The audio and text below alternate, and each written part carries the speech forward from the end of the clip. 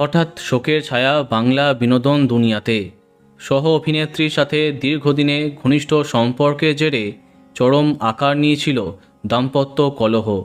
সেই কলহ সহ্যের সীমা ছাড়াতেই নাকি আত্মহত্যার পথ বেছে নিলেন বাংলাদেশের জনপ্রিয় টেলি অভিনেতা জাহের আলভির স্ত্রী আফরা ইবনাত খান ইকরা। গতকাল নিজের বাড়ি থেকে ইকরার ঝুলন্ত দেহ উদ্ধার করা হয়েছে।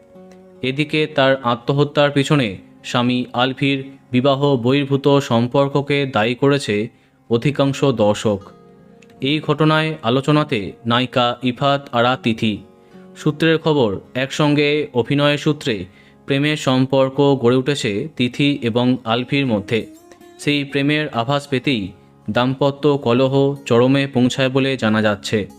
আত্মহত্যার আগের দিন প্রিয় নায়িকাকে নিয়ে ফেসবুকে অন্তরঙ্গ ছবি পোস্ট করে জন্মদিনে শুভেচ্ছা জানান আলভি, যা আগুনে ঘি ঢালে। অন্যদিকে তার স্ত্রী স্টোরিতে জানান, কেউ একজন কারো পুরো জীবনটা ধ্বংস করে দেবার পরে নিজের মাত্র একটা দিন নষ্ট হয়ে যাওয়াতে কাঁদছে। অন্যদিকে স্ত্রীর আত্মহত্যার খবর পেয়ে ফেসবুকে অভিনেতা জানান, আজ দুপুরে মিরপুরে আমার স্ত্রী ইকরা আত্মহত্যা করেছে। আমি বর্তমানে নেপালে শুটিং করছিলাম। আমি কথা বলার মতো অবস্থায় নেই। আমাদের সন্তান এবং আমার কথা না ভেবে সে কেন এভাবে চলে গেল। এছাড়া সবার কাছে তিনি একটু সময় চেয়ে নিয়েছেন। বন্ধুরা, ভিডিওটি এইটুকুই।